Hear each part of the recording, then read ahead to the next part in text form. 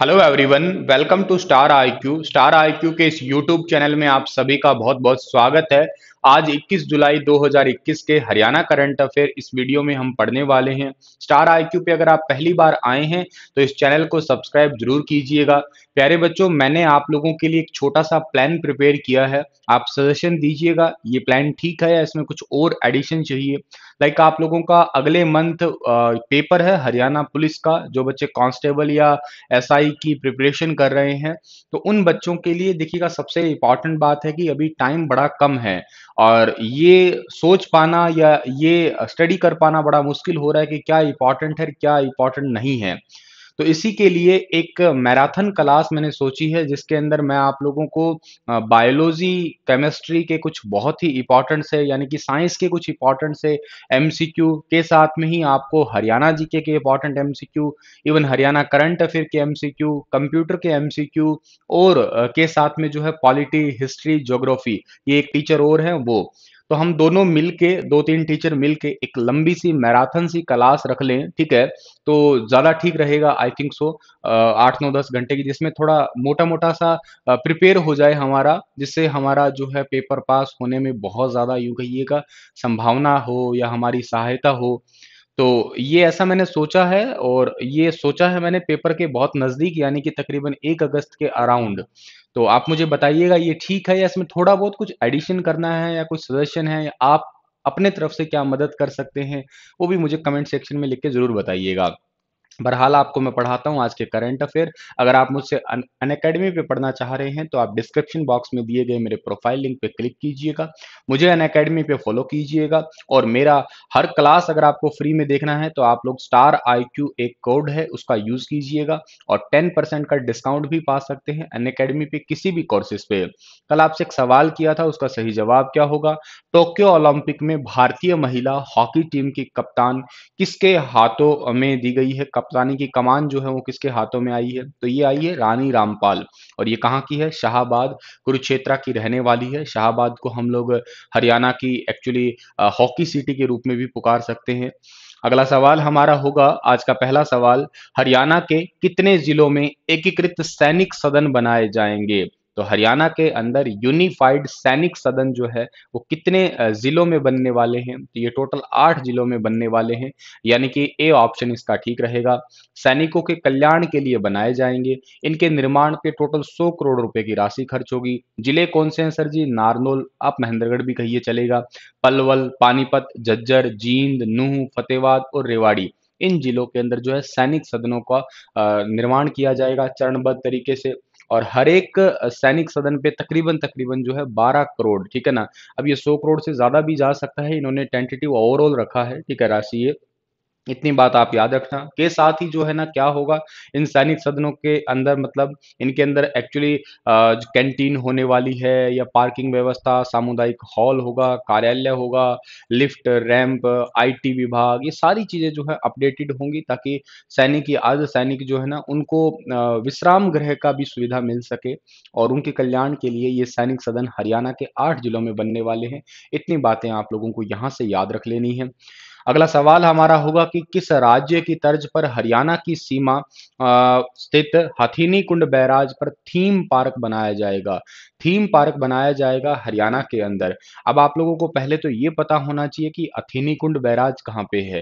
तो सबको पता है कि ये कहाँ पे है, यमुनानगर के अंदर है। और यहाँ पे एक थीम पार्क बनेगा। ये इंपॉर्टेंट क्वेश्चन है, ध्यान देना आप लोग। एचएसएससी ऐसे सवाल जरूर पूछ रही है, बीते पेपरों में आपने नोटिस भी किया होगा।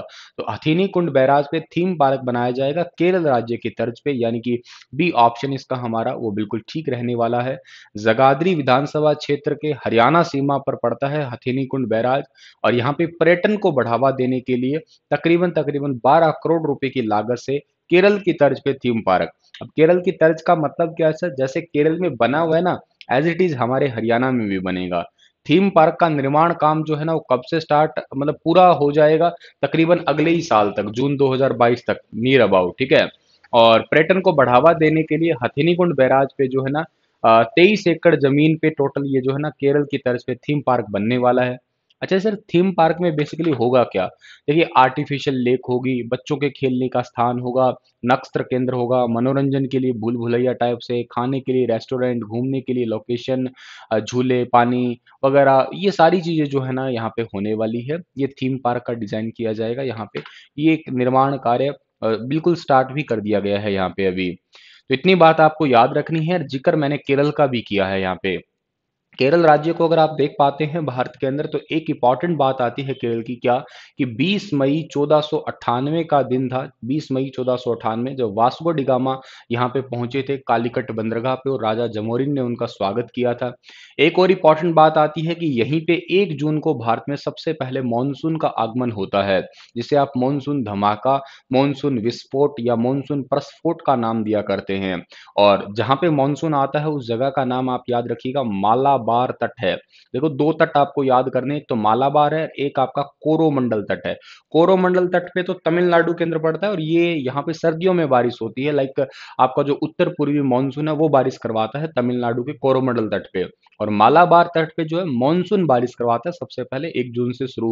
मतलब देखो, किताबों के अकॉर्डिंग 1 जून सेट है, अभी 1-2 दिन आगे पीछे भी हो जाता है, ऐसे कोई बात नहीं है। अच्छा जी, गवर्नर की बात करें यहाँ पे, तो आरिफ मोहम्मद खान है। कैपिटल यहाँ के तिरुवनंतपुरम है। मुख्यमंत्री यहाँ के पिनराई विजयन है। पॉपुलेशन यहाँ के तकरीबन 3.46 है, जो अभी लेटेस्ट मतलब राज्य की गणना के अकॉर्डिंग, ठीक है ना, लेटेस्ट अपडेट के अकॉर्डिंग बात कर रहे हैं हम लोग, 2018 में जो अपडेट इन्होंने दी थी। केरल को आप लोग साइलेंट वैली भी कहते हैं। दक्षिण भारत की सबसे ऊंची चोटी, जिसका नाम अन्नामुदी की चोटी है, वो भी केरल राज्य के अंदर स्थित है। मसालों का राज्य भी इसे आप लोग कहा करते हैं। तो इतनी सारी बातें आप लोगों को यहाँ पे टिप्स पे रहनी चाहिए, और बातें अगर आपको याद आ रही है तो सारी बातें आप लाइन अप करिएगा कमेंट के अंदर।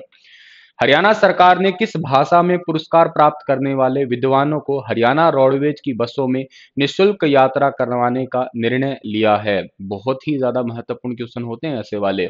अगर किसी भी व्यक्ति ने संस्कृत भाषा में हरियाणा के अंदर जो है वो पुरस्कार प्राप्त किया है, विद्वान रहा है संस्कृत भाषा का, तो वो हरियाणा रोडवेज की बस में जो है बिल्कुल फ्री में जो है वो यात्रा करेगा। अब जैसे ही संस्कृत भाषा का नाम आया, तुरंत आपके दिमाग में आया है हरियाणा संस्कृत अकादमी के निदेशक। इनका नाम है डॉक्टर दिनेश शास्त्री। ये याद रखिएगा आप लोग, डॉक्टर दिनेश शास्त्री, ठीक है। इसकी स्वीकृति किसने दी है सर? मुख्यमंत्री मनोहर लाल जी ही दे सकते हैं, और तो कौन देंगे भाई।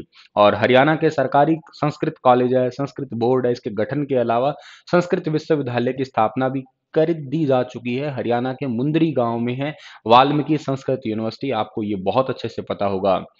आचार्य सम्मानों की श्रेणी में अब तक 29 आचार्य और गुरुकुल संचालकों का सम्मानित किया जा चुका है। मतलब कि तकरीबन 29 के लोग ऐसे हैं जिनको बिल्कुल जो है ना फ्री में यात्रा करने का मौका मिलेगा। आपको मैंने थोड़े दिन पहले, आप मेरा जो है अप्रैल महीने का करंट अफेयर देखिएगा, उसमें मैंने ये बहुत सारे जो है ना अवार्ड्स आपको बताए थे, याद हो तो आपको, जैसे गुरु विरजानंद आचार्य सम्मान, और आपके जो है ना विधामा वो ये सम्मान है, पंडित सीताराम शास्त्री सम्मान है, पंडित युधिष्ठिर मीमांसक आचार्य सम्मान, स्वामी धर्मदेव संस्कृत सम्मान है। ये सम्मान स्टार्ट किए जा चुके हैं। ये सम्मान जिन जिन को मिले हैं उनको जो है ना अ, अभी रोडवेज में फ्री में यात्रा। एक इंपॉर्टेंट बात मैंने पढ़ाई थी, अगर आप मुझे रेगुलर फॉलो करते हैं, तो हरियाणा संस्कृत अकादमी ने संस्कृत विद्वानों के लिए यूट्यूब चैनल भी शुरू किया है, याद हो तो। इसके अलावा हरियाणा संस्कृत अकादमी द्वारा निकाली जाने वाली पत्रिका का नाम हरि प्रभा है। यहाँ से क्वेश्चन बन सकता है, जैसे रिसेंटली साहित्य अकादमी की पत्रिका पूछी थी, कौन सी पत्रिका है साहित्य अकादमी की, बता सकते हो आप? लिखना कमेंट के अंदर, मैंने भी वीडियो उस पे बनाया था सेपरेट। चलिए, अगला सवाल हमारा क्या होगा? इंपॉर्टेंट क्वेश्चन था आपका ये दूसरा और तीसरा वाला। हरियाणा सरकार ने हाल ही में किसे मुख्यमंत्री सुशासन सहयोगी कार्यक्रम के परियोजना निदेशक का अतिरिक्त कार्यभार सौंपा है? तो ये अतिरिक्त कार्यभार सौंपा है डॉक्टर अमित अग्रवाल को। यानी कि इस क्वेश्चन का सी ऑप्शन जो है हमारा वो बिल्कुल ठीक रहेगा।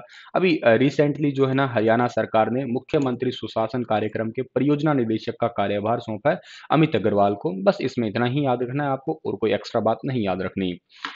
अच्छा, ये नियुक्तिकर्ता कौन है? विजयवर्धन, जो कि मुख्य न्यायाधीश है हरियाणा के।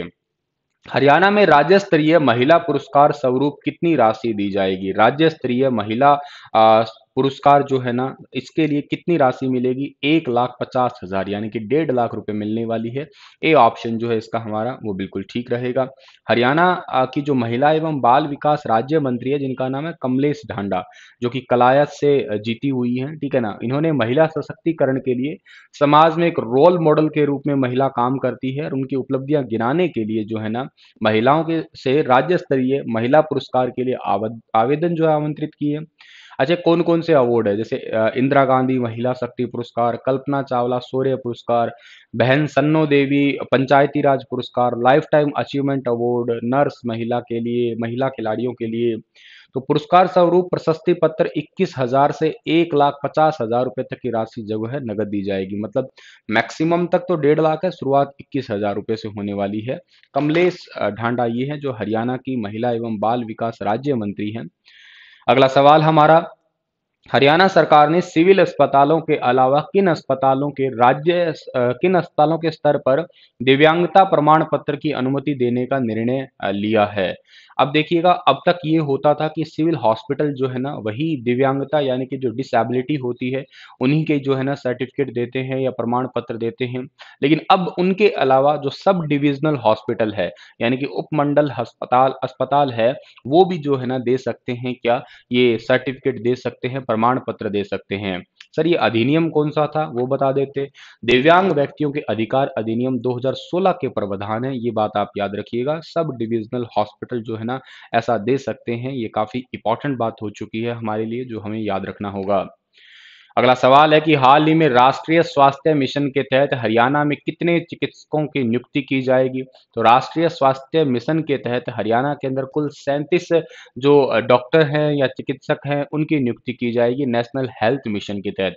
अब ये क्वेश्चन मैं इसलिए पढ़ा रहा हूँ क्योंकि नेशनल हेल्थ मिशन का जिक्र हुआ है इसके अंदर, इसलिए क्वेश्चन पढ़ा रहा हूँ, ये इंपॉर्टेंट है। इस मिशन के तहत हरियाणा में कुल 37 डॉक्टर जो हैं उनकी नियुक्ति की जाएगी राष्ट्रीय स्वास्थ्य मिशन के तहत। हर जिले में नियुक्ति होगी। 19 महिला डॉक्टर है इसमें और 12 बेहोशी, तो 6 जो है ना बाकी जो है ना रोग वाले विशेषज्ञ रोग है ना आपके अलग अलग, मतलब डिफरेंट डिफरेंट जो है ना, यूं कहिए कोई रोग मान लेते हैं, कोई रेडियोलॉजिस्ट है कह देते हैं आप लोग, या कोई कह सकते हैं आप लोग मेंटल के लिए बहुत अच्छी स्टडी कर सकता है। तो इस टाइप के टोटल जो है ना आपके 37 डॉक्टरों की नियुक्ति होगी, ये बात याद रखना आप लोग यहाँ पे। आप मुझे कमेंट में नेशनल हेल्थ मिशन के बारे में बताइएगा, इसकी स्थापना कब हुई थी, ये क्या है मिशन। इतना ही था आज का लेक्चर और आपसे एक सवाल पूछ रहा हूँ कि किसानों द्वारा पराली जलाने की बजाय पराली की गांठ का निष्पादन औद्योगिक इकाइयों में करने पर कितने रुपए प्रति एकड़ के हिसाब से प्रोत्साहन राशि दी जाएगी? 2,000, 1,000, 3,000 और 4,000। विस्तार से बताना इसके बारे में। कल फिर हाजिर होऊंगा लेटेस्ट अपडेट के साथ में। तब तक अपना ख्याल रखिएगा, स्टार IQ से जुड़े रहिएगा। धन्यवाद।